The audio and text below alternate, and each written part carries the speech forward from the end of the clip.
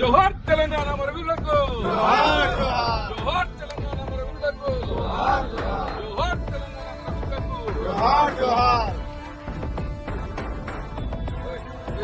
జై తెలంగాణ,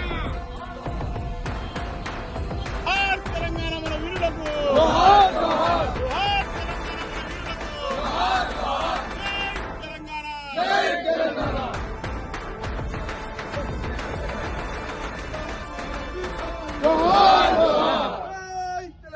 తెలంగాణ రాష్ట్ర ఆవిర్భావ దినోత్సవం సందర్భంగా మహబూబ్నగర్ జిల్లా ప్రజలందరూ కూడా శుభాకాంక్షలు తెలియజేస్తా ఉన్నాను.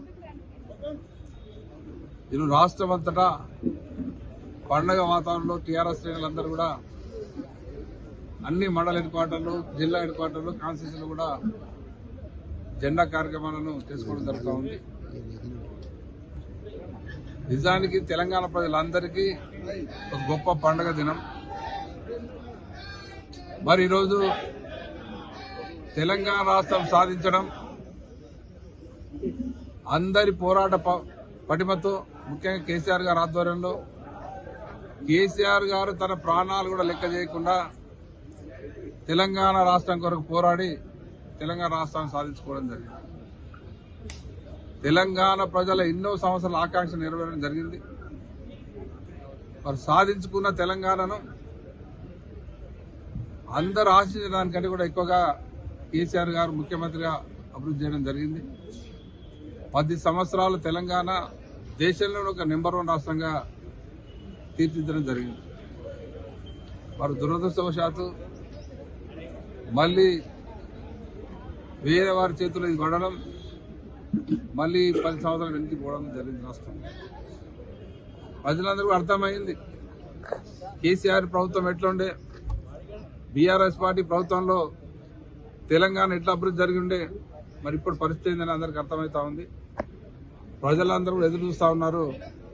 మళ్ళీ ఎప్పుడు ఎలక్షన్ వస్తాయా, ఎప్పుడు మళ్ళీ కేసీఆర్ గారు ముఖ్యమంత్రి చేసుకుందామా, మనందరం బాగుపడదాం దిశగా కార్యక్రమాలు నడుస్తూ ఉన్నాయి. మరి ఇప్పుడైతే ఉన్న ప్రభుత్వం తెలంగాణ ప్రజలను మోసం చేసి, మాయమాటలు చెప్పి, మభ్యపెట్టి ఓట్లు వేయించుకొని, మరి వాళ్ళ ఆ ఒక్క పని కూడా, మరి వాళ్ళు అయితే ఇచ్చిన హామీలు ఒకటి కూడా నెరవేర్చకుండా ఎన్నో రకాల ఇబ్బందులు గురి చేస్తూ ఉన్నాం. ముఖ్యంగా ఇప్పుడు చూస్తూ ఉన్నాం,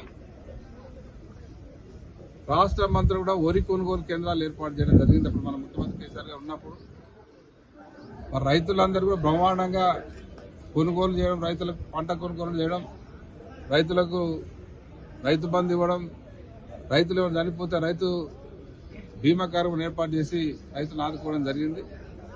మరి ఇప్పుడు ఆ పరిస్థితులన్నీ పోయినాయి. ఇప్పుడు చూస్తే ఎక్కడికక్కడ కళ్ళాల్లో రైతులు నెలల తరబడి ఒడ్డు పోసుకొని పడిగాపులు కాస్తా ఉన్నారు. వర్షాలకు అవన్నీ మొలకలెత్తా ఉన్నాయి, పట్టించుకునే నాదులు లేడు, దిక్కులేదు. అంటే రైతులను పూర్తిగా నిర్లక్ష్యం చేయడం జరుగుతూ ఉంది. రైతు బీమా కూడా ప్రీమియం కట్టక రైతు బీమా రావట్లేదు. మరి రైతు బంధు ఇన్ని రోజుల్లో రైతు బంధు కూడా పూర్తిగా ఎవరికి ఇవ్వట్లేదు.